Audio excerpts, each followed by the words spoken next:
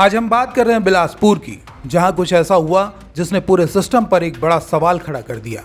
सवाल ये कि क्या कानून सबके लिए बराबर है या फिर कुछ लोगों के लिए यह सिर्फ एक खिलौना बनकर रह गया है।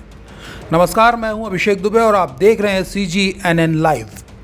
सोचिए, आप और हम अगर नेशनल हाईवे पर अपनी गाड़ी बस कुछ मिनट के लिए गलत जगह खड़ी कर दें तो क्या होगा? बेशक तुरंत चालान कट जाएगा, लेकिन बिलासपुर में कुछ रईसजादों ने तो नेशनल हाईवे को ही अपने शो ऑफ का प्लेटफॉर्म बना डाला। जी हाँ, आपने सही सुना, लग्जरी गाड़ियों का लंबा काफिला, बीच हाईवे पर गाड़ियां रोककर शानो शौकत का खुला प्रदर्शन।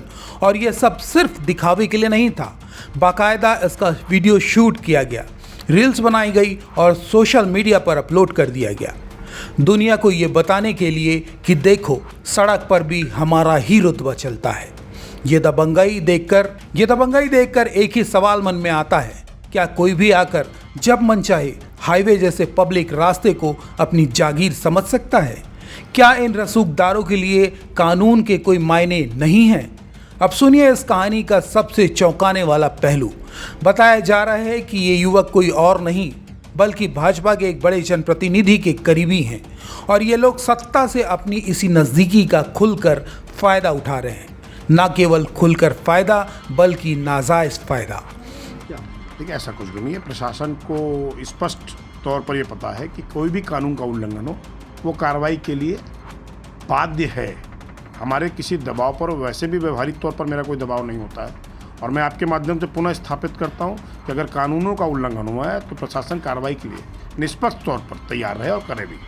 कार्रवाई करेंगे, ऐसे सभी निर्देशित किया है थाना प्रभारी और संबंधित CSP साहब को कि इनके खिलाफ सख्त कार्रवाई करें और उनकी गाड़ियाँ जब्त करेंगे और मोटर व्हीकल एक्ट और जो भी इसमें BNS के तहत कार्रवाई हो सकती है वो कार्रवाई की जाएगी।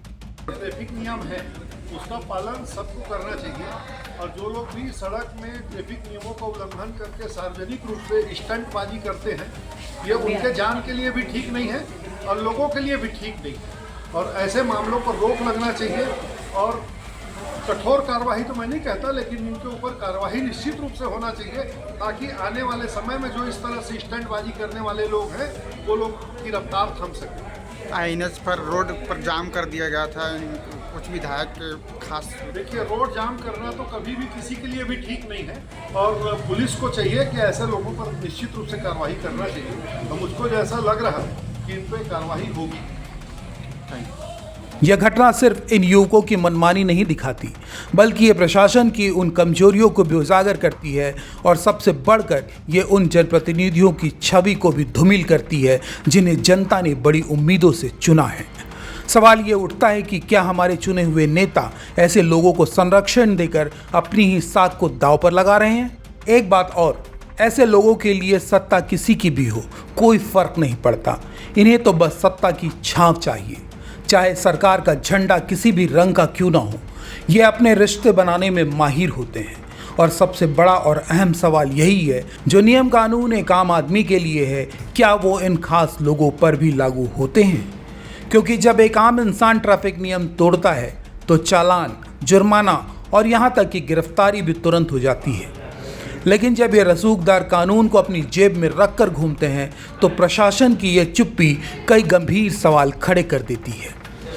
बिलासपुर की यह घटना सुशासन और सबके लिए बराबर कानून के दावों पर भी एक बड़ा सवालिया निशान है। कानून का असली चेहरा तभी सार्थक